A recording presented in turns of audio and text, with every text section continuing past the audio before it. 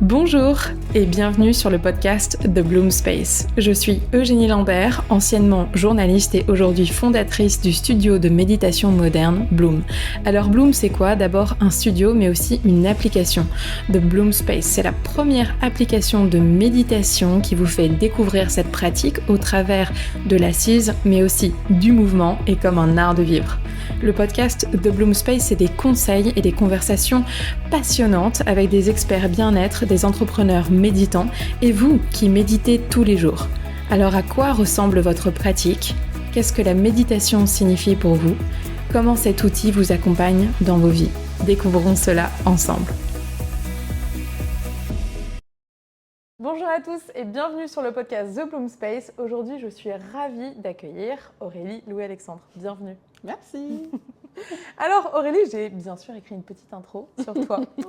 Je suis hyper contente de te recevoir parce qu'on se connaît depuis plusieurs années maintenant. Je pense que ça doit faire au moins 5 ans qu'on se connaît. On a le même âge toutes les deux, on est devenus amies. Beaucoup te connaissent comme professeur de yoga, mais aussi comme égérie et coach Nike Well Collective. Tu es mannequin aussi. Oui, vous l'avez d'ailleurs sûrement déjà vu sur une pub. Maintenant, vous pouvez associer les deux images ensemble. Ou encore la fondatrice de Flawless Yoga. Et tu vas nous en parler.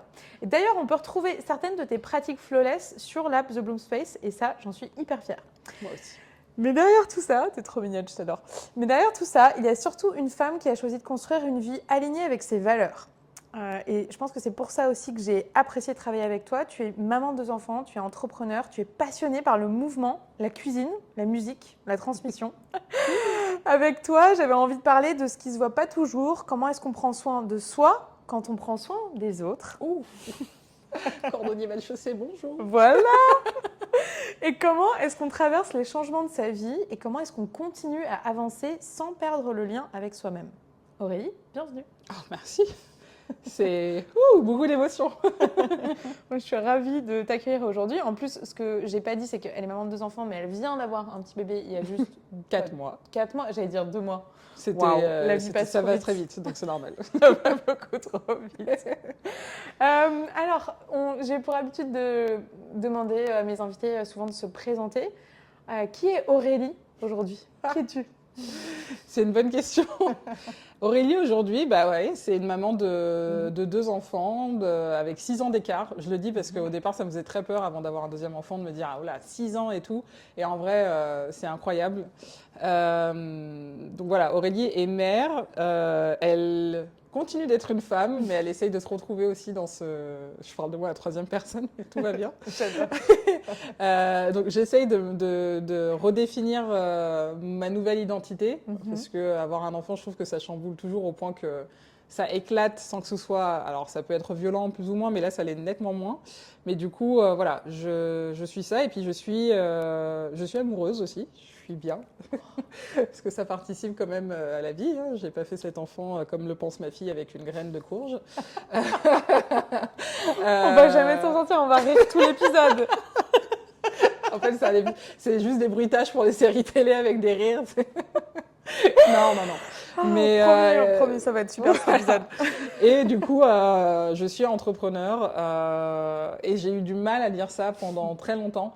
Parce que j'ai eu le syndrome de l'imposteur pendant très longtemps. Mais là, ça va faire, je pense, 1 an que j'ai décidé, au fait, d'aller chercher ces mots, de les sortir de ma bouche et de m'assumer sans me cacher derrière ce « mais je fais pas assez » ou « je suis pas tant » ou « je suis pas… » de vraiment être là en mode « bah ouais, je suis entrepreneur, en fait. Je fais beaucoup de trucs, parfois trop, mais je suis entrepreneur et j'ai cette joie de vivre qui fait que j'aime beaucoup rire, j'aime beaucoup manger et j'aime faire du sport. Donc ça va, il y a l'équilibre partout. Je sais qu'elle est taureau.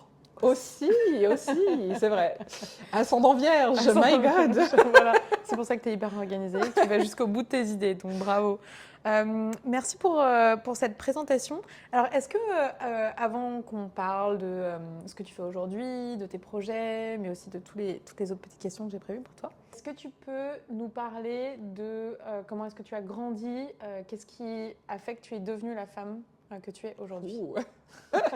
Alors, ça, c'est une partie de ma vie que je raconte très peu et je m'en suis rendu compte il n'y a pas longtemps. J'ai pas eu une enfance très facile, pour être très sincère avec toi. j'ai eu une famille un peu, totalement chaotique, serait le mot, famille recomposée de nature, mais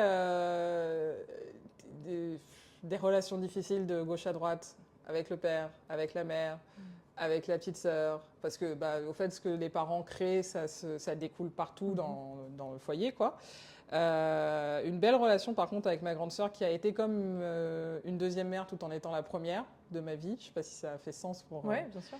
pour toi, mais voilà, j'ai pas grandi avec justement avec la notion de se faire confiance, la notion de sécurité dans le thème de l'amour familial, tu vois. Donc ça a été un mauvais point d'ancrage pour commencer la vie, très sincèrement. Mais ça a été aussi du coup quelque chose qui m'a aidé à me bâtir, à me relever aussi, parce que à l'âge de 21 ans, j'ai dû quitter le foyer, dans des conditions chaotiques, à l'image de la famille que j'ai eue. Enfin, j'ai été éjectée, c'est ça le mot ? Oui, voilà. Et en fait, j'avais deux solutions. C'était de me dire, soit je supplie de rentrer et je deviens folle à mon tour, soit soit j'accepte d'avoir juste mon téléphone, mon sac à main et un chargeur et d'aller quelque part d'abord pour commencer. J'ai choisi l'option numéro 2. J'ai été accueillie par une famille que je considère comme une famille de cœur aujourd'hui et qui est incroyable. Qui m'ont hébergé pendant 5 mois le temps que je trouve un taf, que je trouve un premier logement du coup. Je suis devenue très vite ado, jeune active. J'ai pas du tout continué la branche que je voulais faire après mes études du coup, parce que j'ai fait un BTS tourisme que j'utilise parfaitement comme vous pouvez le voir. Et je voulais du coup devenir traductrice à la base, mais bon, je n'ai pas suivi ce chemin, mais en vrai c'est pas si grave, parce que de toute façon j'ai eu plein d'occasions de parler anglais depuis, mais voilà, très vite au fait j'ai dû grandir, dû faire le choix de, pour la première fois, avant de nombreuses autres derrière, de me faire confiance et de me dire ça va aller, tu vas y arriver. Et ça a été un des choix les plus importants de ma vie pour me construire et devenir celle que je suis aujourd'hui. Voilà. Et donc, merci pour tout ça. Et en effet, tu as dû grandir très vite. À 21 ans, tout de suite, essayer de trouver un travail, etc., un logement. C'est vrai que tu as été responsabilité très vite et je n'avais pas conscience de tout ça, donc merci de ce partage. Je sais qu'ensuite, tu t'es dirigée vers la mode. Est-ce que je me suis dirigée ? Oui, c'est vrai. Alors, est-ce que tu peux nous parler de ça, justement ? Donc, ça y est, tu trouves ton logement ? Alors, je trouve mon logement. Ouais. Je suis dans une une colocation, voilà. Une colocation, qu'une pote à l'époque m'a dit, ah, et tout, j'ai cette camarade de classe qui cherche une coloc. Et voilà, j'ai été coloc et je le referai plus jamais. Mais je comprends. Et voilà, ça passe ou ça casse, surtout quand il n'y a pas de salon, donc chacun a sa chambre. Mais voilà, et au fait, j'ai commencé à travailler pour American Apparel, que tout le monde connaît, bien sûr, pour les bonnes ou les mauvaises raisons. Mais voilà, comme tout jeune de Paris, je travaillais dans l'une des meilleures boutiques d'ailleurs de l'époque, à rue Vieille du Temple. Ah oui. Attends, c'était la boutique iconique. Ah oui. Ouais. Alors, tu as celle de Beaurepaire qui était le siège, etc. Mais c'est vrai que rue Vieille du Temple, en fait, c'était dans la belle rue du Marais, voilà. Ouais. Donc, honnêtement, ça a été cool. Et c'est marrant parce que j'estime que cette période de ma vie, j'ai développé tout ce que je n'ai pas fait justement chez mes parents à l'époque. Donc, j'ai connu mes premières cuites. J'ai bu de la bière, j'ai découvert l'alcool. Grâce à un ami ou à cause de lui, je ne sais pas dans quelle formulation faut que je le dise, mais du coup j'ai vécu des soirées, des choses que je pensais pas, auxquelles je ne pensais pas et que je ne pensais pas pouvoir voir arriver dans ma vie, quoi. Mais bon, voilà, c'est pas du tout le sujet. Non, mais c'est intéressant, mais oui, en effet, ok. Mais en même temps, l'alcool, la mode. Oui. Mais du coup, voilà, ça a commencé avec American Apparel, ça a duré bien 1 an et demi. Et à un moment, les potes, ils s'en vont, etc. Et puis, les turnovers qui sont très récurrents dans le retail, en fait, je voyais que voilà, ça s'essoufflait et j'avais envie d'aller vers quelque chose de plus haut. Et du coup, j'ai commencé à postuler. Pareil, j'ai toujours tout appris toute seule. Donc, j'ai fait mon CV, j'avais juste mes diplômes et mon bac à mettre et American Apparel. Et au fait, j'ai postulé pour Marni. J'étais choquée d'avoir été prise. Même si en soi, je veux dire, c'est pas péjoratif, mais parfois il n'y a pas besoin d'être une lumière pour faire de la vente, que ce soit un job à côté des études ou dans sa vie. Mais donc du coup, je commence à bosser pour Marni au printemps et j'adore cette marque. Donc, du coup, c'était très facile de se dire ah, mais c'est trop cool mon job, tu fais du 9h, 21h. Voilà. Et ma manager était folle, donc très vite, je le suis devenue aussi, comme la moitié de mes collègues, parce que sinon, c'est pas marrant. Donc, du coup, de Marni, je passe à Diane van Furstenberg. Wow. J'ai réussi à le prononcer en une seule fois. Bravo. Moi, j'aurais dit DVF. C'est plus intime. Mais du coup, voilà, je passe dans cette entreprise-là. Et au départ, ça commence toujours très, très bien. Ouais. Et j'ai été victime de racisme ordinaire de la part de ma boss qui, quand même, avait sa fille qui était métisse. Donc, c'était vraiment genre... N'importe quoi. Ouais, et du coup, au fait, j'étais, non, dans ce cas, je vais aussi sortir. J'ai un pote, du coup, qui me branche sur un beau concept store qui est dans le Marais. Donc, j'y bosse un peu. Okay. Et ça a duré qu'1 mois et demi parce que là, du coup, on est en 2014 et je me fais débaucher pour travailler chez Saint-Laurent à Montaigne. J'étais là encore plus étonnée. J'étais, ok, d'accord, il n'y a pas de souci. Donc, c'était l'époque de Slimane et tout ça. Et en fait, Saint-Laurent, c'était très hype. C'était très... Ah oui, alors c'était l'âge d'or. Franchement, complètement. C'était l'âge d'or. Parce que j'ai vu des Fashion Week comme j'en aurais jamais vu à l'intérieur des murs de cette boutique. C'était l'époque où Slimane il révolutionnait la marque. Donc voilà, il y avait vraiment un engouement incroyable. Et moi, j'avais décidé au fait de ne pas être vendeuse parce que j'avais... de l'affect pour ce qui était plutôt back-office, donc plutôt encadrer ce qui se fait, on va dire, devant les rideaux et être derrière. Donc j'étais entre les caisses et le travail avec le manager du back-office et tout. Et c'était à la fois intéressant, mais c'était aussi pour moi émotionnellement épuisant, parce que c'est quand même beaucoup d'artifices, beaucoup de superficiel. Et c'est comme ça que j'ai enfin... compris et arrêter de me buter contre moi-même, de me dire en fait tu fais pas partie de ce monde. Tu peux pas sourire H24 quand toi tu vas pas bien à l'intérieur. Il y a quelque chose qui va pas au fait. Et donc là je te le dis vraiment dans les grandes lignes, mais à côté de ça, j'avais déjà repris le sport parce que là on est en 2014, j'étais une vraie runneuse à l'époque. J'étais capable de me lever à 6h du matin, faire mes 5K, ensuite de me doucher, prendre mon petit-déj et aller travailler. Ça m'étonne pas du tout de toi. C'était mon quotidien. Je suis désolée, mais ça m'étonne pas de toi.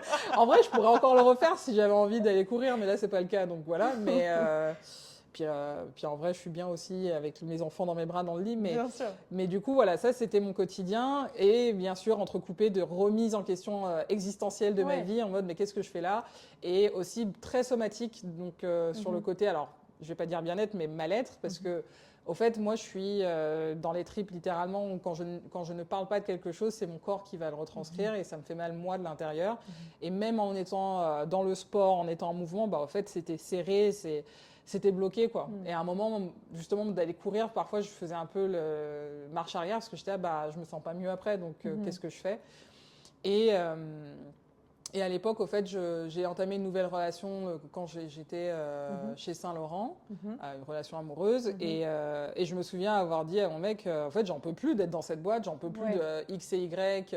C'est trop sans dessus-dessous, en fait, c'est l'industrie. C'est marques, c'est ça. Ah oui, et je me souviens toujours de cette phrase que j'ai dit, je ne suis pas un requin. Parce que pour moi, il faut être un requin dans ces boîtes-là, et c'est pas péjoratif, encore une fois, il y a des gens, ils sont faits pour. Et je les ai vus, ces gens, et franchement, ils vivent très bien, ils nagent dedans. Moi, je me noie. Oui, donc, je pense qu'il faut fit, exactement, et je suis d'accord avec toi. Voilà, tu vois. Donc, à partir de là, très impulsif que j'étais encore plus à l'âge de 26 ans, parce que j'en ai 36 aujourd'hui.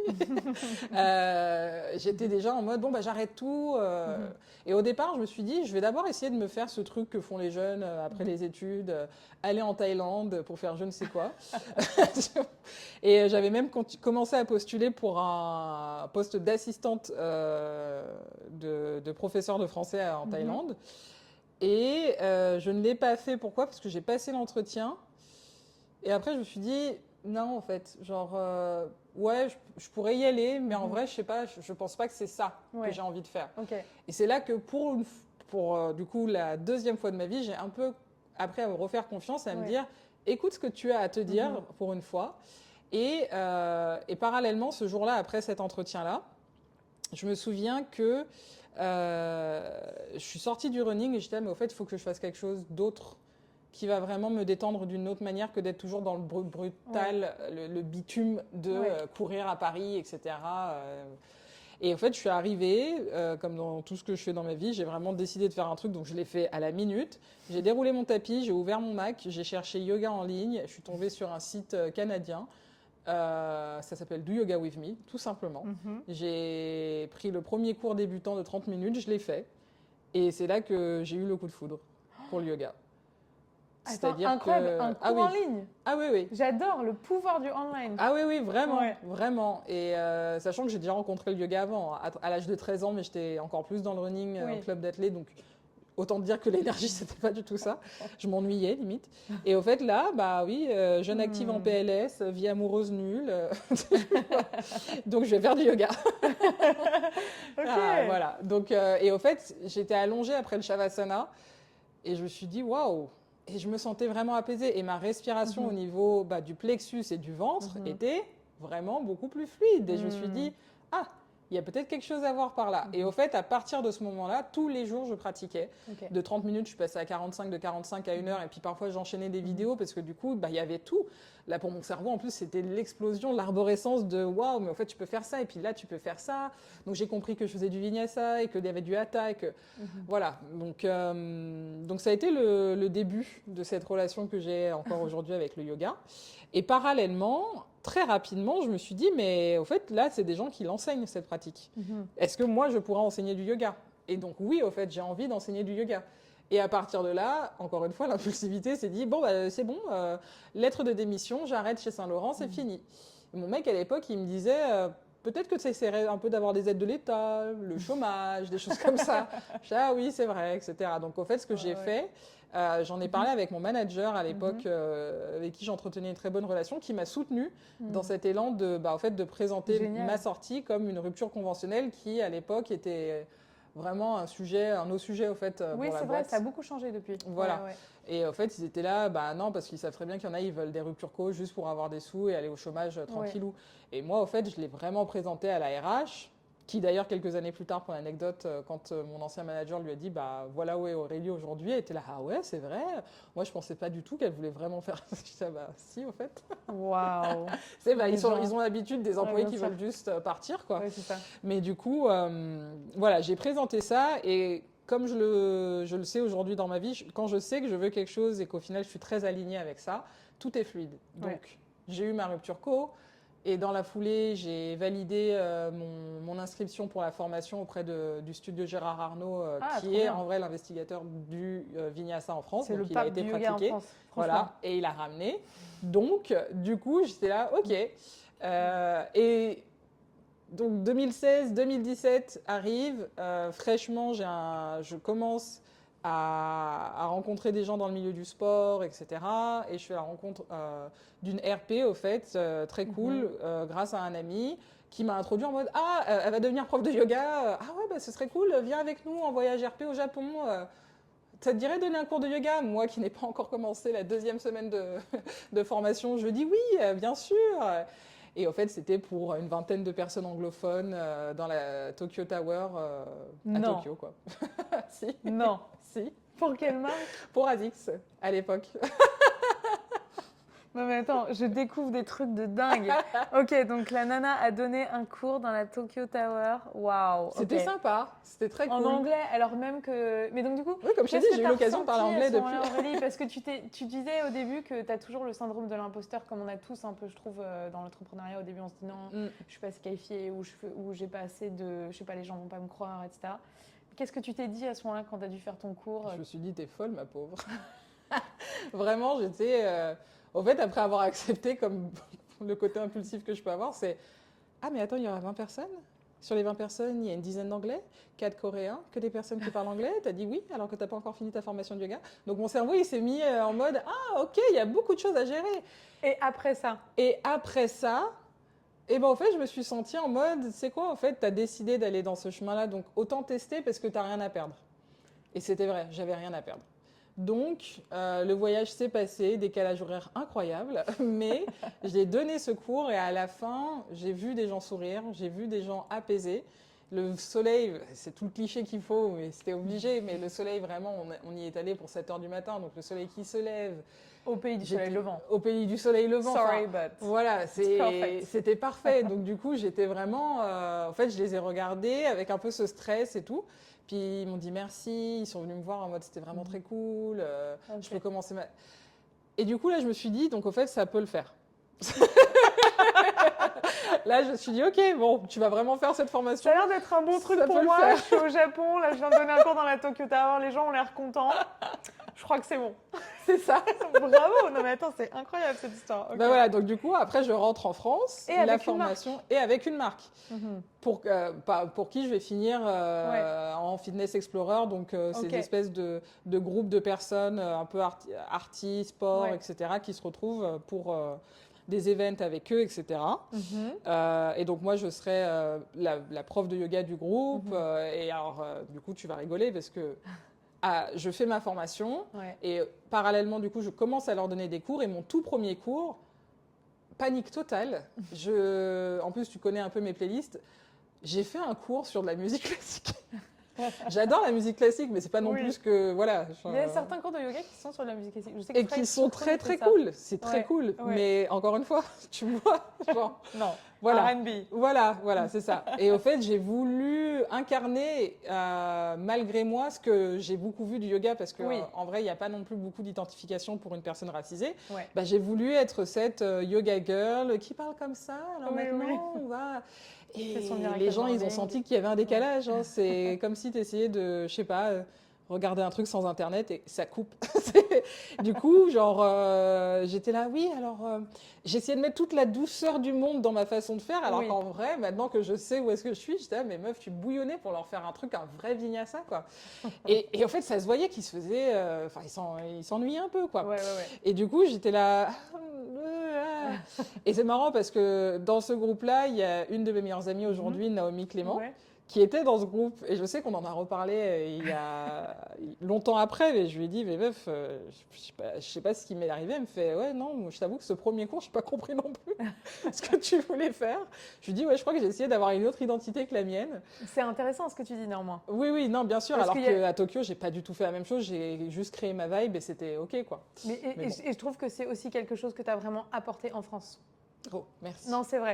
On n'a pas trouvé ailleurs et c'était important que tu le fasses parce qu'il y a ce côté très ouvert, un peu. Quand moi, j'ai retrouvé beaucoup en Amérique du Nord, aux États-Unis, au Canada, où tu peux mélanger différentes cultures ensemble. Et si toi, tu es à fond dedans, si toi, c'est aussi ton identité, c'est sur en quoi, c'est tes valeurs, tout ça, ça marche. Bah, c'est magique, clairement. en fait. C'est ça.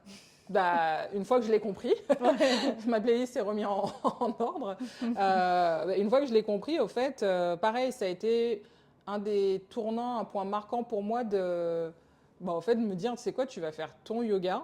Et à l'époque, j'ai eu la chance de rencontrer, pareil, en fait, quand je parle d'alignement, c'est vraiment que c'est des choses, j'ai pas eu besoin d'aller les chercher.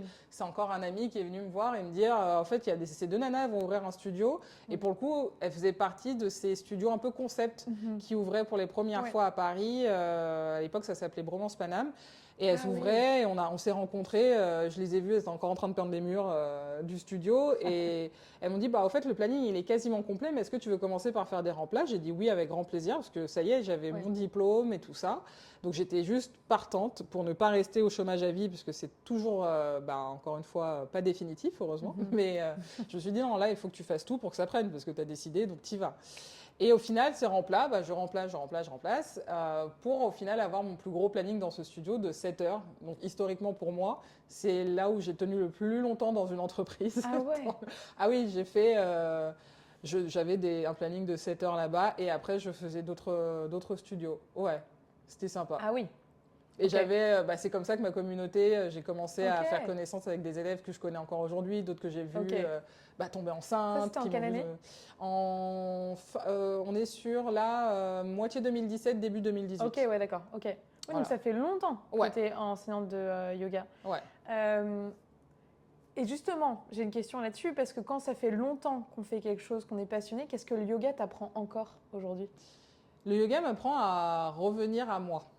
Et c'est ce qu'il a toujours fait depuis cette première séance où je me sentais complètement à côté de mon corps parce que je répondais plus trop ce repos qu'il me demandait, parce que c'est quand même ça aussi, hein, à force de se surmener, il ne peut pas tout le temps suivre. Le yoga, le fait de dérouler le tapis, avec ou sans musique, et c'est très étonnant, je sais ce que je veux dire, mais parfois même sans musique, à titre personnel, j'aime bien.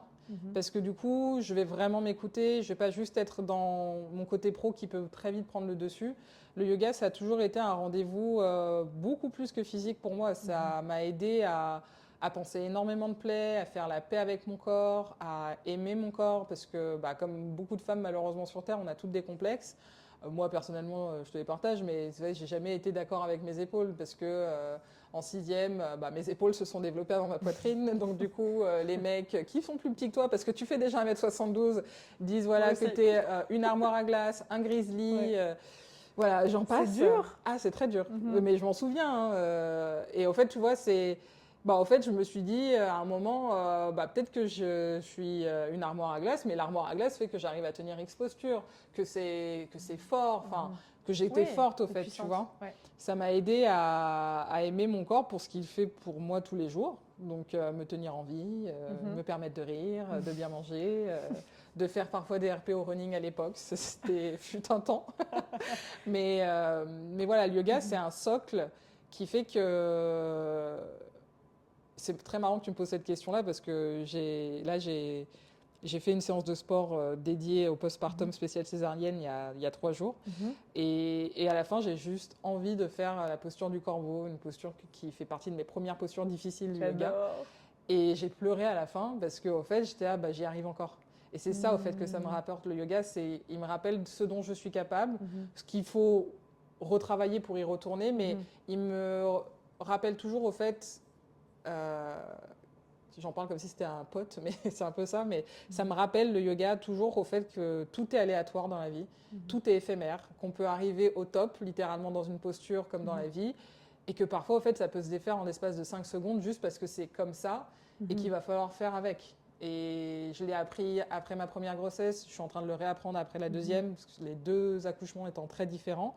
Non, pour moi, c'est une danse. Parfois, ça lâche la main, parfois, on se rattrape et on repart de plus belle. Et puis, c'est aussi, surtout, un moyen de rencontre incroyable. J'ai rencontré énormément de personnes. Parfois, elles me disent bonjour, je ne me souviens plus de leur prénom, mais je me souviens des visages. Désolée. Mais incroyable. Le yoga, moi, c'est mon deuxième amour après le running. Parce qu'encore une fois, plus personne ne se souvient que j'ai couru, c'est pas très grave. Mais c'est vraiment... ce qui me captive et ce qui aide à apaiser le feu que j'ai, parce que je suis quelqu'un de parfois trop dynamique. Tu dois être, comment on dit en Ayurveda, c'est Pitta. Je pense que j'ai un peu de Pitta en moi. Ouais. Moi, je suis Pitta et Kapha, je crois. Ah oui, c'est 2 opposés. 2 opposés, mais écoute, c'est ça l'art d'être un Gémeaux. Yin-yang en même temps. J'aimerais parler avec toi d'un sujet que je trouve un peu tabou, et en même temps, moi, ayant géré un studio de yoga, j'ai vu que c'était un vrai sujet.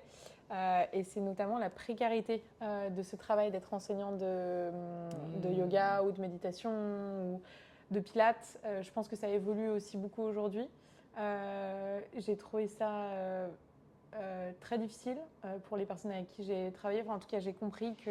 alors évidemment, quand toi tu gères le studio de yoga, les gens ne voient pas aussi que tes coûts sont... tes challenges à toi, en fait. Tes challenges à toi, voilà. Mais du côté, moi, j'ai vraiment ressenti beaucoup de compassion et du coup de compréhension de ce milieu en parlant avec les enseignants et en me rendant compte que c'était pas facile. Est-ce que toi, tu peux nous dire ce que c'est que d'être un prof de yoga à Paris aujourd'hui ? C'est dur. C'est dur parce que Paris, au fait, comme n'importe quelle grande ville qui a ses propres codes, et là, je parle de codes du coup français, c'est une ville qui va toujours bouger. Il y a toujours quelque chose qui ouvre, toujours quelque chose à faire, toujours une tendance à suivre. Et c'est autant, je pense, épuisant pour les clients et les clientes, parce que c'est beaucoup les femmes qui aiment bien découvrir. Parfois, la clientèle masculine, elle a son truc, souvent musculation ou d'autres arts martiaux ou performance, voilà. Merci. Qui sont plus ancrés dans un truc et ils s'en fichent du reste, alors que les femmes, on est happées de partout. Oui. Ah, viens travailler ton corps ici avant les vacances, viens travailler ton corps avant Noël, après Noël, pour ton anniversaire. Voilà, donc du coup, il y a ça. Mais du coup, de l'autre côté, ça veut dire que en tant que prof, en tant que coach, on se doit d'être au taquet à chaque seconde qui passe. Et si on ne l'est pas, on a peur de rater un train. Donc ça veut dire qu'on se blesse plus souvent parce que du coup, on va vouloir enseigner tellement bien qu'il faut que les élèves reviennent, il faut que les gérants, cofondateurs, fondatrices des studios nous aiment et surtout, il faut faire de l'argent. Oui, bien sûr. Donc du coup, c'est dur. Pourquoi ? Parce qu'au fait, il faut tenir toutes ces rênes en même temps, non-stop. Et parfois pour un salaire qui n'est pas à la hauteur de tout ce que l'on livre sur le tapis ou dans la salle de muscu, la salle de sport. Donc oui, non, c'est difficile. Et je dirais même qu'il faut avoir la passion du métier pour faire ce métier-là. Parce que c'est littéralement sport. Il n'y a pas d'autre mot. C'est clair. C'est clair, vraiment. Et je sais qu'il y a dans des studios, tu es souvent payé au lance-pierre. On peut t'annuler des séances à la dernière minute. Enfin, ouais. Ah oui, moi j'ai déjà entendu en parlant avec des collègues du métier, des tarifs parfois. J'étais là, mais je pensais qu'on parlait du pourcentage de l'URSSAF, mais pas du tout. C'est ça en fait, parce qu'après, quand tu es entrepreneur ou auto-entrepreneur, tu dois ensuite payer plein de taxes. Tu dois payer ton transport.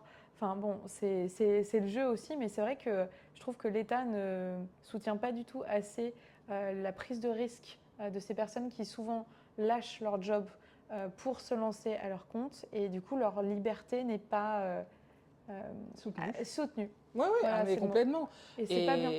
Tu sais, moi je m'en suis rendu compte, on pourrait me taper sur les doigts pour ce que je vais dire, mais il y a peut-être 3 ans qu'il y avait bien des choses que je devais faire pour m'assurer que si demain je ne peux plus enseigner, en fait, je peux quand même avoir de l'aide. Donc on parle de prévoyance.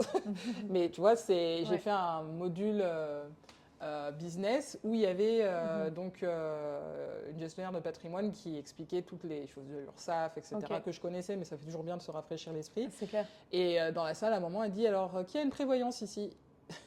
Je n'ai toujours pas levé la main. Elle dit, c'est pas bien. Donc là, tu vois, c'est des choses... je suis étonnée que quand on va sur le compte de l'URSSAF pour ouvrir son immatriculation, il n'y ait pas un petit PDF digital qui vous dise « Ok, vous êtes auto-entrepreneur », de la même façon qu'on va dans un planning familial pour prendre la pilule la première fois. C'est ça. Tu vois, c'est effectivement des choses, c'est des gros loupés parce que pourquoi offrir une telle liberté, effectivement, de devenir son propre patron si derrière vous ne nous back-upez pas. C'est hyper dangereux parce que moi j'en ai vu et lu des posts Instagram de personnes qui pensaient aller vers un espèce de royaume de liberté, cette utopie de l'entrepreneur et surtout l'utopie du prof de yoga qui va à Bali et qu'on ne voit que à Bali. C'est ça. En fait, il existe, c'est comme un peu le 1%. Enfin, il n'y a pas tout le monde qui peut faire ça. Donc, c'est vrai que... Mais d'ailleurs, il y a beaucoup de gens qui abandonnent. Il y avait voilà, j'ai lu des posts... d'un an, je crois que la durée de vie d'un prof de yoga à Paris, c'est 1 an. Donc j'avais lu ça. C'est encore plus court que ce que je pensais. Ouais, parce que en fait, c'est très dur déjà de trouver des studios qui ont des créneaux, parce que les studios aujourd'hui, souvent, en tout cas, Paris Intramuros se marchent dessus, galèrent à être rentables, etc. Et après, donc, tu commences avec quelques remplats à droite, à gauche. En fait, souvent, le moyen aussi de pérenniser ton activité, c'est de travailler en entreprise ou avec des boîtes qui ont un peu plus de budget pour pouvoir soutenir ton élan entrepreneurial. Donc, Bien sûr. Donc ça, c'est pas mal. Merci d'avoir répondu à cette question et on pourrait vraiment faire tout un épisode de podcast là-dessus. D'ailleurs, je pense que ça serait intéressant, on va faire un épisode 2 ensemble. Avec plaisir. Non, mais c'est super intéressant. Alors, il y a plein de sujets que j'ai envie d'aborder avec toi. Mais évidemment, Bloom et The Bloom Space, on parle un petit peu de méditation. Et ce que j'ai trouvé hyper cool chez toi, c'est que tu es quelqu'un qui a vraiment, je trouve en tout cas, ou qui partage complètement ce que moi j'ai compris de la méditation, c'est que c'était une pratique moderne, facile, que tu peux faire les choses plus simplement qu'on ne le pense. Et tu avais commencé à partager des stories sur Cooking Meditation. Est-ce que tu peux nous parler de ça? Oh oui, en ce moment c'est du batch cooking meditation, 2 heures de méditation tous les dimanches matins. Alors au fait, pareil, c'est très marrant la conversation qu'on a maintenant parce que du coup ça me fait un peu comme une espèce de memory lane sur beaucoup de choses, mais ça a très mal commencé l'histoire de la cuisine avec moi. Je vais pas te mentir, j'ai déjà brûlé des cloches sur des vitraux céramiques, fait des pâtes pour le nouvel an à mon mec de l'époque et il m'avait dit mais c'est vraiment ce que tu vas cuisiner? J'étais oui. Donc voilà, il y a eu des débuts un peu chaotiques. Puis il y a eu ce moment où j'ai déménagé enfin de ma colocation.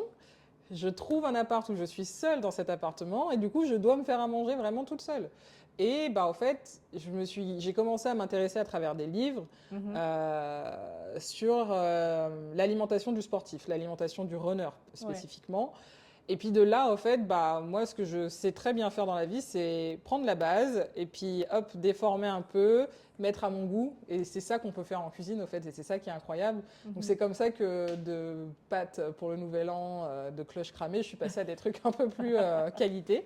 Et au fait, c'est pour moi, de vraiment cuisiner, c'est comme mettre des écouteurs pour écouter un son que j'adore. C'est littéralement me couper du monde et d'être dans une concentration telle que n'importe quelle chose qui pourrait faire que je sors de ça, en fait, je reviens dans cet élément beaucoup plus rapidement parce qu'il y a tout ce qui m'attire et m'émeut ou me retient là. Donc oui, je parle de nourriture, mais en même temps, les gars, c'est notre fuel. Donc vraiment, de couper des légumes. Je te dis ça, tu vois, je pense à la couleur des légumes. Ah ouais. Et au fait, je vais penser à mon plat parce que j'ai envie d'être mon propre resto. Donc, je vais vraiment faire le plat pour qu'il soit joli, etc. Donc, ouais, cooking meditation à fond, à fond. Et encore aujourd'hui, je crois que j'ai des potes qui me charrient parce qu'une fois, on avait une conversation, on était à un brunch dans un resto et on parlait justement de ceux qui aiment cuisiner, ceux qui n'aiment pas. Donc, du coup, d'aller bruncher ou de faire le brunch chez toi. Et il y en a un qui me dit, oui, mais tu vois, de venir au restaurant... et justement d'avoir tout qui est fait, tu te dis pas que c'est mieux. Et là il y avait ma pote à côté qui lui a dit alors franchement, connaissant Aurèle, elle préfère aller chez elle et faire à manger pour recevoir les gens. Et c'est vrai, je médite en cuisinant parce que je savoure après ce que j'aurais fait. Et sur le coup, au fait, c'est que je vois ce que je fais. Je sais pas comment mieux te l'expliquer, mais je connais la base, je connais les détails. Alors c'est peut-être anti-méditation, mais il y a une notion de contrôle quand même, mais du coup je sais ce que je fais et ça me fait du bien. Ouais, tout simplement. Et c'est beau. Alors du coup là j'ai 2 questions dans ma tête, comment je vais le faire je trouve que ce qui est très beau dans ce que tu partages, c'est que une des plus grandes qualités que je trouve chez les humains, c'est justement cette générosité que tu trouves quand tu partages un repas. Partager un repas quand tu es reçu chez quelqu'un et que tu sens que la personne elle a mis tout son cœur, qu'elle a médité en cuisinant, je sais pas, les plats sont beaux, elle a mis du soin et que les gens partent avec le sourire comme ça, les joues, les pommettes un peu rosées, tu vois, c'est bien repu, le ventre un peu rebondi. Tu te dis c'est bon, j'ai réussi un truc bien, les gens sont contents et je trouve ça vraiment beau, donc merci d'avoir partagé ça. Du coup, je vais affiner encore un petit peu plus parce que là, tu m'as donné plein de super éléments. Mais pour toi, c'est quoi ta définition de la méditation ? Alors déjà, il faut savoir, parce que c'est un truc que j'ai souvent entendu, c'est pas parce que je suis prof de yoga que je médite forcément à la base. C'est grâce à toi et d'autres personnes que je me suis dit, ah ouais, il faut s'asseoir et rester assise. Difficile. On pourrait pas rajouter un petit bateau Non, j'ai eu du mal déjà à me mettre à la méditation parce que ça me ramenait à l'époque à énormément de traumas. Okay. Parce que méditer, c'est autoriser son cerveau à être carte blanche aussi. Et moi, la carte blanche, j'étais là, c'est une wild card en fait. Genre, j'ai pas envie forcément d'entendre toutes ces pensées, les gars. Donc, musique à balle avec le casque filaire de l'époque. Et les premières fois où j'ai médité, j'ai compris, et c'est ça ma définition que je vais te donner, que méditer, au fait, c'est accepter, et je suis désolée du terme, c'est accepter le bordel qu'il y a à l'intérieur. Et de le laisser parler. Et quand j'ai compris ça, bizarrement, il y a quelques larmes qui sont descendues de mes yeux. Au fur et à mesure, ça passe. Et une fois qu'on accepte ça, là, on médite vraiment, on rentre dans le dur du sujet pour qu'il commence à s'adoucir au fur et à mesure qu'on y revient. Et du coup, méditer, c'est ça, c'est accepter au fait que rien n'est lisse, que tout est présent, mais qu'il y a aussi une temporalité et que plus on rentre dans la conversation, le mieux c'est. Voilà ce que c'est pour moi, méditer. C'est beau, je n'ai littéralement rien à ajouter. Drop the mic right here. Franchement, c'était parfait ta réponse. Non, mais surtout, c'est beau d'avoir, parce que je trouve que les définitions varient en fonction des uns et des autres. Et c'est ça aussi qui est beau, c'est de s'approprier sa propre pratique pour que ça marche et pour que tu arrives justement à prendre soin de toi. Tiens, parlons de ça. Prendre soin de soi. Vaste sujet, vous avez 3 heures. Bon, là, on a un peu moins de temps. Non, mais j'adore. Aurélie, tu prends soin des autres souvent avant toi. Tu es aussi maman de 2 enfants. Comment est-ce que tu fais pour prendre soin de toi ? Alors aujourd'hui, je vais pas te mentir, j'ai un super homme à la maison qui m'oblige à prendre soin de moi parce que sinon je ne le fais pas. Okay. Ah oui, voilà. Je vais être très très honnête, mais ça c'est un sujet parce que autant j'adore prendre soin de moi, mais il faut effectivement que j'aille le faire. Donc comment je le fais? Alors déjà en cuisinant parfois, c'est vraiment encore une fois un truc, j'y reviens, mais c'est des choses qui me font plaisir de bien manger, puisqu'en plus j'ai besoin d'énergie, j'allaite mon deuxième enfant, donc pas de secret, hein, c'est en mangeant qu'on produit du lait. Voilà. Mais comment je fais? Eh ben, honnêtement, avec le temps, j'ai appris à déconnecter littéralement, parce qu'on est en 2026, on est dans un monde où la technologie prend beaucoup trop de place. J'apprends à déconnecter. Et au départ, ça m'a fait des sensations très bizarres de se dire « Waouh, j'ai coupé mon téléphone, au fait ». Donc là, s'il y a un problème, parce qu'au fait, maintenant, le téléphone est tellement une extension de nous-mêmes que quand on le lâche, on a l'impression, du coup, de couper une partie de nous-mêmes. Or, quand on revoit les choses de façon plus saine, c'est aussi très bien de se couper de ce téléphone et de se dire, bah là, je suis off. Et ce temps-là, il est pour moi. Donc, j'ai appris à faire ça 5, 10 minutes. Et hier, par exemple, j'ai été voir un film au ciné pendant 3 heures. Le film durait 2h52 minutes, plus les pubs, donc 3 heures. Waouh! Et honnêtement, j'ai profité de A à Z avec mon popcorn, Volvic fraise, j'étais à fond. Et ça aussi, c'est du self-care. Et je pense qu'on ne se le dit pas assez en tant que femme, parce que encore une fois, on nous met des images en pleine tête que le self-care, c'est forcément de la skincare, alors que les deux mots existent. Comme je dis souvent à ma fille, qui parfois me dit non, mais ce mot, ça veut dire ça. Et celui-ci aussi, je lui dis, tu as deux mots qui existent, ça veut dire que chacun a sa définition. Donc, skincare, c'est pas forcément self-care. Ça peut être, voilà. Et pour moi, le self-care, maintenant, il se résume à, effectivement, alors au départ, je vais dire être égoïste parce qu'on est mère et qu'on est tout le temps en train de culpabiliser si on fait pas quelque chose pour nos enfants ou notre famille. Mais en vrai, dès que je peux avoir ces 3 heures ou même 1 heure ou juste aller me faire épiler les sourcils, j'en sais rien, tu vois, je le fais et ça me fait du bien. Parce que dans ces moments-là, si j'y vais à pied pour faire aussi ce que j'ai à faire, je mets les écouteurs, j'écoute de la musique que j'adore. Si j'ai la chance d'avoir un ciel bleu, j'admire ce ciel bleu. Enfin, j'essaie de revenir dans l'instant présent et je sais que ça, c'est quelque chose qu'on avait déjà discuté. De saisir l'instant présent et c'est quelque chose que j'ai jamais réussi à faire parce que je suis toujours happée par une pensée, happée par parfois ma créativité en mode ah tu vois ça donc du coup il faut que ça soit professionnel. Qu'est-ce que tu pourras en faire pour ton métier? Oui. Toujours se faire happer par soi-même donc c'est un peu fatigant. Mais après quand tu es concentré, tu es en méditation en fait. C'est vrai. Tu vois? C'est vrai. Donc en fait non c'est pas vrai ce que tu dis. Tu connais l'instant présent. En fait je connais l'instant présent. Regarde, là on est en pleine conscience. C'est vrai. On est concentré, sauf si tu es en train de penser à mince, parce que tu es une maman, hein. Attention. Je suis en train de penser à la vaisselle. Ouais, la vaisselle, le truc. Ah mince, il faut que j'inscrive ma fille aux activités de l'année prochaine. Moi, je suis déjà derrière, là, tu vois, je n'ai pas du tout planifié tout ça. Mais là, on est en pleine conscience parce qu'on est vraiment présentes l'une à l'autre dans cette conversation. Et ça aussi, c'est une forme informelle de méditation. Et c'est juste apprendre à cultiver, je pense, des choses simples. C'est vrai, mais c'est tellement ça. Mais ça, je le réapprends très bien avec mon deuxième enfant. Et je me force. Ouais. C'est des trucs bêtes parce qu'au fait, il y a une notion du temps qui est complètement différente quand on a 4 mois que lorsqu'on a 36 ans. Ouais. Tout est trop rapide pour nous parce qu'au fait, on a passé ce stade où on découvre tout dans la vie. Du coup, quand lui, il est sur son tapis en train de jouer pour la 5e fois avec le hochet, à un moment, je suis comme ça en mode ouais, alors que je l'aime et que je le regarde et que je le dévore d'amour, tout ce qu'on veut. Mais c'est vrai que le temps est plus long. Mais du coup, je fais ça. Je me dis, attends, là, c'est l'instant que tu as avec lui maintenant. Et cet instant, demain, il existera déjà plus parce qu'au fait, il va vieillir lui aussi, il va grandir. Donc, au fait, prends-les ces moments qui te paraissent longs sans que ce soit chiant, attention. Hein. Mais c'est vrai que quand on est adulte, on est tellement habitué à se charger encore et encore et encore plus. Quand on est une femme, sans surprise, on va parler de charge mentale, mais voilà, là, avec lui, au fait, j'apprends à couper et ça se ressent dans mon temps de réponse à certains mails, à certains messages. J'ai même coupé des notifications et je suis contente de le faire parce que vraiment, avec l'arrivée de mon deuxième enfant, ce qui se passe, c'est qu'en fait, je reviens à tout ce qui est réel et qui est nécessaire à mon bon bien-être. Et ça se résume en 3 choses, l'amour, la famille et les amis.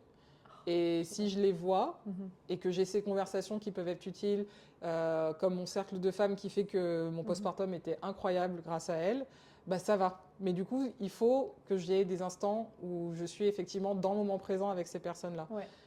C'est rare, mais c'est des instants de qualité. Ouais. Donc c'est ce que je prends maintenant. C'est beau, c'est ce qui nous nourrit. J'avais une question pour toi sur les moments. Je sais que ces dernières années, tu as quand même traversé plusieurs épreuves. Est-ce que tu as senti à un moment que ta santé mentale était vraiment mise à l'épreuve? Et comment est-ce que tu as pris soin de toi à ce moment-là? Tu disais qu'à un moment, justement, tu as pris un appart toute seule. Enfin, tu vois, tu as dû cuisiner pour toute seule. Quels ont été les outils ou l'entourage? Ou qu'est-ce qui t'a fait du bien pour te sortir de ça? Déjà, je vais dire un truc avant de commencer. Parce que j'ai l'impression que c'est grave tabou comme sujet, ou je sais pas si c'est moi qui me mets dans ce tabou, mais divorcer, c'est pas la fin du monde. Exactement. C'est dur, parce que déjà, il y a la décision à prendre. Quand on est la personne qui prend la décision, c'est dur. Pensez pas que c'est facile et qu'on est la peste de la série télé saison 11 en mode « c'est bon, j'ai fini, je m'en vais ». Non, pas du tout. Genre, il y a un temps de réflexion et il y a des vrais sujets sur la table. J'étais déjà maman de mon premier enfant à l'époque, donc c'est pas la fin du monde. Et au contraire, parfois, ça peut être aussi un chapitre qui s'ouvre. Voilà. Ouais. Et donc voilà, en commençant avec ça, qu'est-ce qui m'a aidée à tenir et à me dire aussi que j'étais dans mon bon droit de faire ce que je fais, parce que j'ai l'impression que quand on est une femme, on n'a pas le droit de partir de situations qui ne nous conviennent plus. C'est les femmes, sans surprise. Très intéressant ce que tu dis. C'est les femmes, c'est mes meilleures amies qui m'ont dit, au fait, les meilleures amies, c'est souvent notre miroir de choses qu'on ne se dit pas. Ouais. Et elles vont prendre le pas, elles vont nous le dire. Ça, il n'y a pas de souci. Et c'est ces femmes, encore une fois, extraordinaires, et aussi les mères qui sont mes mères de cœur, qui m'ont aidée à franchir le pas, qui m'ont soutenue quand j'étais souvent en larmes, et effectivement au bord du gouffre, parce que c'est quand même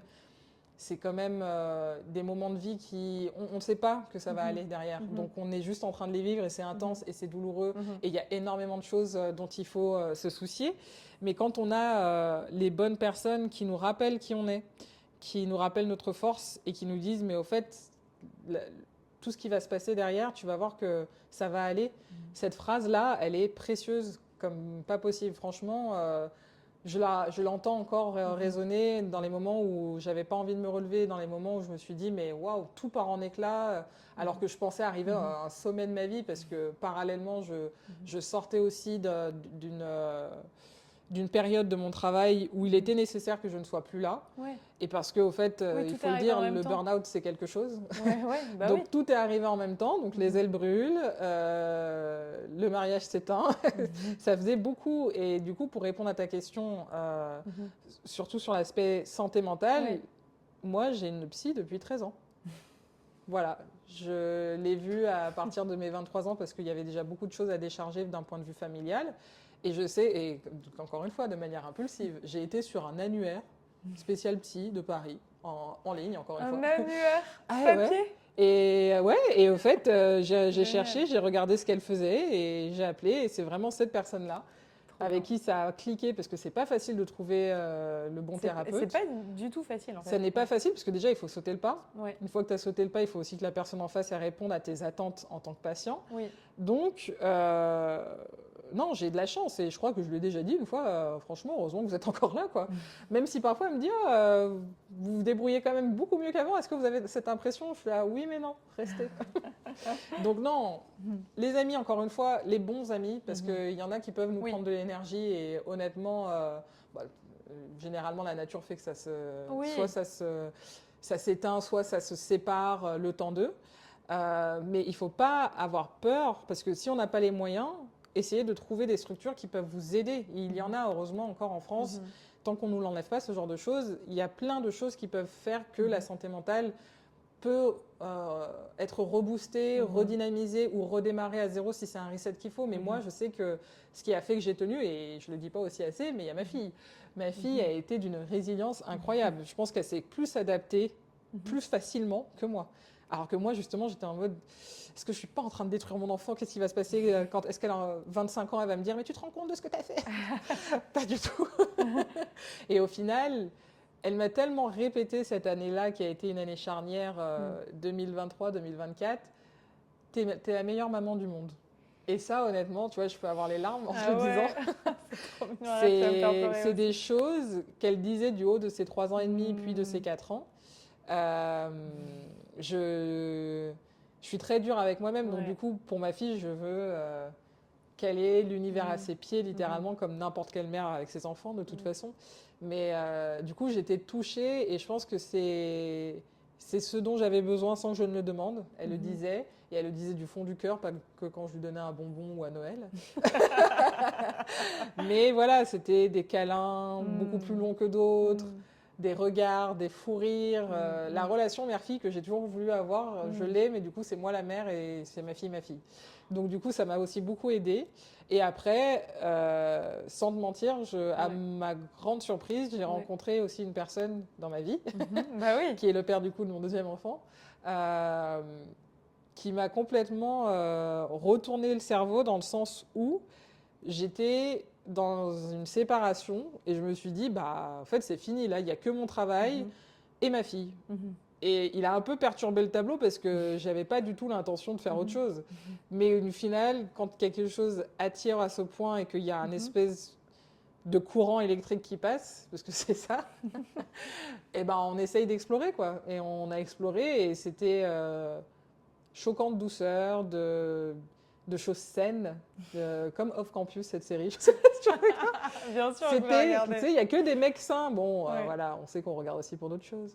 Mais... non, mais bien sûr, mais c'est un portrait de la masculinité que nous, la génération milléniale, et que du coup, maintenant, on adhère aussi beaucoup. Tu vois, et en fait, on essaie de choisir des personnes qui ont ces qualités-là. Voilà, c'est ça. Et du coup, en fait, je suis taureau, donc moi, en plus, pour que je refasse confiance après une mauvaise expérience, normalement, ça devrait prendre 100 ans, tu vois, donc ça veut dire que sur ma vie, c'est fini. Et au final, j'ai été choquée, mais agréablement. Donc, je me suis dit, peut-être qu'au fait, je devrais aussi me laisser le droit de voir si je peux revivre quelque chose qui fasse battre mon cœur autrement, me donne des frissons. Et en m'autorisant à le faire, ça a été une bonne décision. Donc, ça m'a aidée, à ma grande surprise. Mais oui, les amis, ma fille, ma psy... et puis quelques moments où tu hurles dans ton salon sur une bonne musique, ça fait du bien. Ça fait du bien. Et tes cours. Et mes cours. Mes élèves. C'est un exutoire. C'est vrai. Mais tu vois, je suis tellement dans mon truc pro, justement, en tant que cordonnier, que tu ne vois pas ce que tu fais. Mais c'est vrai que mes élèves, je ne le dirai jamais assez, parce qu'avec Flawless, je fais des petites cartes que tu connais, où j'écris un mot que j'écris à la main, parce que c'est comme ça que je fonctionne. Mes élèves m'ont énormément aidée, sans le savoir peut-être. Mais je me souviens que j'avais fait une retraite justement dans cette période au Maroc. Et je distribuais les cartes pendant les cours, pendant la retraite. Et il y a un matin où c'est eux qui sont venus me donner des cartes, chacun avec son petit mot doux. Et j'ai chialé comme pas possible. Et et en fait, parce que j'étais assise comme ça pendant leur méditation. Et comme je le fais souvent de mes cours, surtout en retraite, au fait, je donne la liberté de sortir quand ils veulent. C'est-à-dire qu'on ne ferme pas le cours, c'est plutôt une parenthèse. Dès que vous vous sentez prêt, réveillez-vous en silence, respectez le silence des autres et sortez de la salle. Et au final, ils ont fait ça, mais à chaque fois, ils venaient me déposer une carte. Et ils étaient une quinzaine. Donc du coup, j'étais là, prise de cours, prise d'émotions intenses. Et je les ai encore, ces mots en tête, ces élèves que j'aime énormément, dont... des meilleurs amis dans le lot, mais oui, au fait, c'est aussi ça qui m'aide à me relever, c'est de voir que ce que je fais, ça fonctionne quelque part. Donc pourquoi s'arrêter et pourquoi aussi se laisser prendre par les pensées noires qu'on peut avoir quand c'est dur. Et je pense que toute l'énergie que tu donnes, et notamment quand tu mets tout ton cœur dedans, il y a un moment où ça revient vers toi. Eh bien, écoute. Tu vois. Et c'est marrant, tu t'es décrit plusieurs fois en disant que tu étais impulsive. Et moi, je dirais pas du tout ça. Je pense que, bien sûr, on est tous impulsifs, mais je pense que tu es intuitive. En fait, tu es quelqu'un qui a une intuition très fine. Oui. Sérieux? Bien sûr. Et du coup, tu sais mettre en œuvre ce que tu as compris assez instinctivement. Tu vois, tu t'es dit, mon intuition me dit ça, ok, clac, j'y vais. C'est peut-être ça, hein, mais tu sais que j'apprends encore à... pour être très transparente, parce que j'ai vraiment pas de tabou là-dessus, mais moi, en 2026, là, j'ai dit à ma psy... ça y est, là, je suis prête. On fait ce travail où j'accepte des compliments et j'accepte de me dire que moi aussi, j'ai un instinct qui fonctionne. Sûr. Mais c'est dur. Tu vois, là, j'ai repris ma respiration en disant ça. J'adore. Vraiment, c'est trop chouette de pouvoir parler avec toi. Je sais que tu as des projets. Là, on filme cet épisode. On est mi-fin juillet 2026 et tu as des projets pour la rentrée. Exactement. Et cet épisode va sortir du coup à la rentrée. Oui. Donc, est-ce que tu peux nous en parler un petit peu? C'est hyper excitant. Eh bien, écoute, contre toute attente, je bosse sur l'ouverture d'un studio qui ne sera pas à Paris. Tout simplement parce que j'ai décidé que je pouvais aussi exister en dehors du périph', comme beaucoup de personnes en France d'ailleurs. Il y en a qui vont dire que c'est la province, c'est pas grave. Je vous invite à prendre le TGV et nous rejoindre. Non, c'est la petite couronne. Oui, non, c'est la petite couronne. Mais bon, un Parisien très dur, tant que t'es pas dans le Marais ou à Châtelet, c'est peut-être l'équivalent de Marseille pour eux. Mais déjà, moi, quand je dis que j'habite dans le 15e, oui, c'est vrai que du 15e, les gens me disent. En plus, je me souviens la première fois que tu m'as dit ça, j'avais fait ça, je fais ah ouais, quand même. Tout me dit ah ouais, ma pauvre. Bah non, en fait, je suis hyper contente, mais bon, ok. Oui, tout va très bien, c'est même plus calme, les gars. Voilà. Non, mais oui, on se sait. Pardon, vas-y donc. Non, il n'y a pas de souci. Oui, au fait, avec mon associé et mon compagnon de vie, on s'est dit que ce serait cool d'amener tout le côté premium de Paris. En dehors de Paris, de l'autre côté du périph'. Vous savez, cette grande barre qui entoure et qui laisse des voitures passer. Ce serait sympa. Et en plus, ça va aussi dans mon agenda d'être une mère qui est un peu plus présente pour ses enfants. Alors, je n'ai pas été absente jusqu'ici, mais j'ai quand même bien travaillé dans les choses que j'apprends à faire, à dire ce que j'ai fait. J'ai beaucoup travaillé dans ma vie, là. Et du haut de mes 36 ans, je me dis qu'il serait temps que je travaille avec plus de qualité pour moi. Donc, ce n'est pas travailler moins, parce qu'il y a toujours autant de taf à faire, mais plus qualitativement, merci beaucoup. Qualitativement, dans le sens où je vais peut-être plus faire autant de temps de déplacement que de temps de cours sur une journée, et de donner aussi vie à des projets qui me permettront de toujours avoir le feu de ma passion. Je n'ai plus envie de me sentir éteindre à la fin d'une semaine parce qu'au fait, j'ai tellement donné que je suis en train de m'éteindre, vraiment. Si j'ai envie de me dire, j'ai peut-être quitté plus tôt, je vais récupérer ma fille plus tôt à l'école. En plus, maintenant, elle est à un âge où elle va faire des activités périscolaires, donc il faut être présent et j'ai envie d'être présente. Et j'ai un deuxième enfant, j'ai envie d'être présente aussi pour lui et pour aussi mes amis parce que on a toutes, et je dis toutes parce que je suis clairement entourée de femmes incroyables qui ont des trains de vie qui sont eux aussi incroyables, mais on a toutes besoin de soutien et si je peux me permettre d'être un peu plus présente aussi pour elles, je le ferai. Et je le vois là dans mon postpartum où je me suis permise de prendre 5 mois. C'est un luxe comme pas possible. Alors j'avais pris 2 mois et demi pour la première, je te laisse deviner la différence de santé mentale. Bien sûr. Mais du coup, j'ai envie d'être présente pour toutes ces personnes qui font que j'arrive à l'être comme je suis aujourd'hui pour ma famille et pour elles, comme elles m'ont été pour moi, et qui fait qu'aujourd'hui, je peux avoir ce genre de réflexion. Et c'est un privilège. Mais j'ai envie de me le donner, ce privilège, et le fait d'ouvrir un studio en dehors de Paris, c'est donner un accès à mes cours, parce que du coup, je vais poser les bagages de Flores quelque part une nouvelle fois. Maintenant, je vais essayer. C'est de continuer, au fait, cette mission un peu non dit, mais qui est bien présente chez moi, de faire comprendre que le mouvement, c'est la santé. Et que ce n'est pas forcément un acte de performance, sauf si on vient me voir clairement en me disant « Aurèle, moi j'ai envie de faire ça, comme ça, en moins de temps que ça. » Il n'y a pas de souci, je peux fournir. Mais je suis surtout aussi là pour rappeler combien le mouvement, ça nous facilite la vie. C'est un acte de santé, c'est un acte politique aussi, c'est un acte de reprise de soi et de reprise de pouvoir. Et si je peux continuer de faire passer le message, je vais le faire dans mon studio dans le 93. Aurélie présidente. Justement, c'était ma prochaine question. Alors, on a plus beaucoup de temps, mais la présidence, oui, quand est-ce que tu te présentes? Non, mais sincèrement, très sincèrement, c'est très important ce que tu viens de dire, et notamment pour nous, les femmes. J'ai entendu Lucille Woodward. Oh, alors elle, je l'ai suivie très longtemps. Ouais, elle est très chouette, cette fille, je trouve. Et elle parlait justement du fait que la santé cardiaque des femmes est hyper importante, parce qu'on a encore peu de recherches qui sont faites sur nous. Et qu'elle est très, très, fragile après l'accouchement aussi. Je ne sais pas si tu savais, mais c'est là que les femmes chopent le plus de cancers, de problèmes cardiovasculaires, parce qu'au fait, la chute d'hormones en 24 heures, et le manque d'énergie, et tout ce qui va avec, Oui, c'est très... Donc le mouvement, c'est hyper important. Et le cardio, c'est aussi important. Parce qu'il y a un moment où on s'est dit, ne faites plus que... Enfin, en tout cas, moi, comme j'étais chez Bloom, j'étais là, ne faites plus que du pilates et du yoga. Bah non, en fait, il faut aussi que je cours. Et c'est comme ça que tu décrasses ton cœur. Et nous, on n'a pas du tout les mêmes symptômes que les hommes de crise cardiaque, Non. etc. Beaucoup Donc, moins visible. Beaucoup moins visible. Donc en fait, on a besoin... Le mouvement, c'est la vie. Oui, c'est le mouvement qui nous permet d'être là où on est, toi et moi aujourd'hui, et toutes les personnes qui marchent dans la rue, qui rigolent, qui font du sport.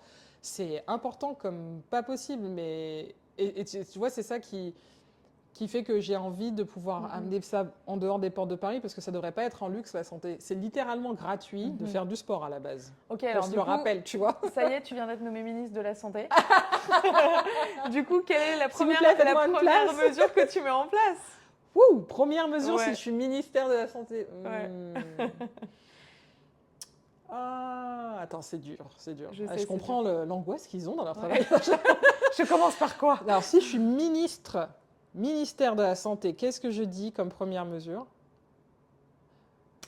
Bourse dans les écoles, au fait, pour les accès au club. Parce qu'au fait, on n'est pas un pays de sportifs encore. Vas-y, explique. Bah, tu sais, ça a été un truc qui est sorti. Au fait, les JO ont vraiment mis en lumière comme c'était la phrase qui revenait le plus souvent, la France n'est pas un pays de sportifs. Par exemple, quand on se compare aux États-Unis, comme d'habitude, ils ont plein de défauts. On va pas parler du plus gros, mais le sport a une place importante. Et en vrai, je comprends pas pourquoi on ne fait pas la même chose. Et valoriser à l'université. Oui. Tu peux rentrer à Harvard par le basket. Exactement. Autant que tu peux rentrer par ton test. Voilà. Et pour d'autres universités, ça va être soit le hockey, le baseball, la natation, le tennis. Pourquoi on ne fait pas les mêmes choses en France Pourquoi pas? Au Japon, je pense que ça marcherait bien. Mais en France, on peut faire la même chose parce qu'au final, on produit énormément d'athlètes. D'ailleurs, on ne sait pas comment on fait parce qu'il n'y a pas tant d'aide que ça, au fait.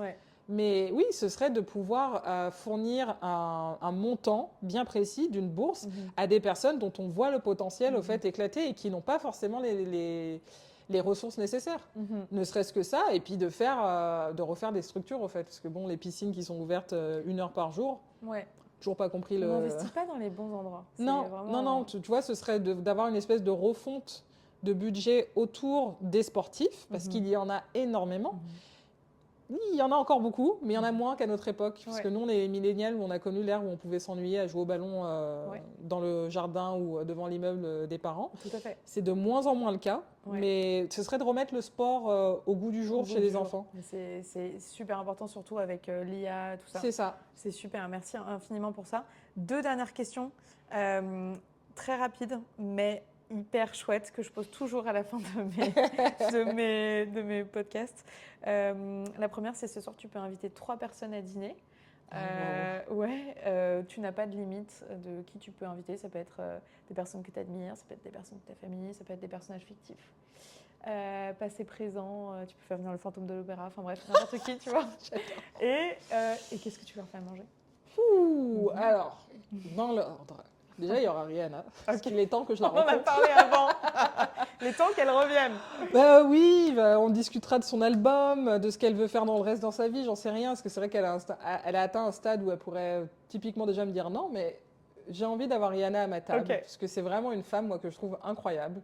Le Super Bowl en étant enceinte. Ah oui. Qui fait ça? Incroyable. Ça, et puis justement, je trouve que dans la façon dont elle a bâti sa vie sous les projecteurs, littéralement, elle a réussi à rester forte. Elle a une vraie autorité, je trouve. Elle a une vraie autorité, et puis elle a une personnalité, justement, qui est complètement décalée de ce qu'on pourrait attendre d'une chanteuse à la base R&B puis pop star. J'adore. Donc Rihanna, c'est sûr. Après, en vrai, il faut pas se moquer de moi. Non, vas-y. Le mec d'Off Campus, non. Non, en vrai, Off Campus, c'est mignon, mais c'est tout, tu vois. Oui. Iron Man, genre, vraiment. Attends, parce que au début, j'étais là, course? Non. Iron Man, vraiment. Mais parce que moi, je trouve que en fait, j'aime bien, c'est mon côté geek. Marvel, je trouve que c'est bien pour déposer le cerveau. Complètement. Et j'ai lu les BD, j'ai vu l'univers cinématique que ça a donné.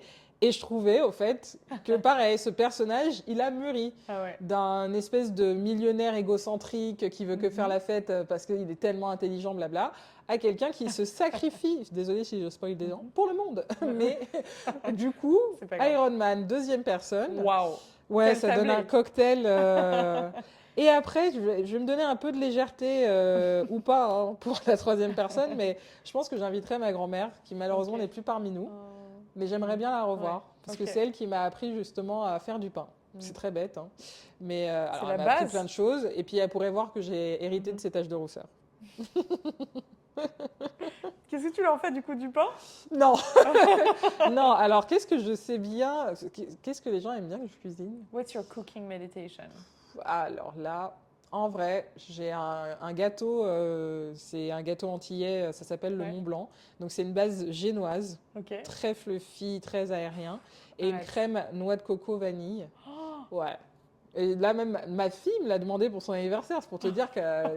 Parce que là, elle n'aime pas les gâteaux à la base. Tu la mets dans le gâteau? Au fait, tu coupes le gâteau en deux, tu mets de la crème à l'intérieur, tu remets de la crème par-dessus, petit copeau de noix de coco.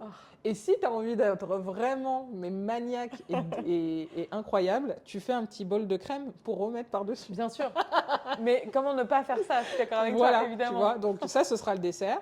En entrée, je pense que je ferai... J'aime bien faire les salades sucrées et salées, vu que là c'est l'été, admettons, je les reçois pastèque, pour le 15 août. Voilà, tu vois. Pastèque, menthe, feta et fraises. C'est bon, ça. C'est vraiment... trop bon. Trop bon. Tu le manges bien frais, comme ça il n'y a pas l'eau qui remonte là partout.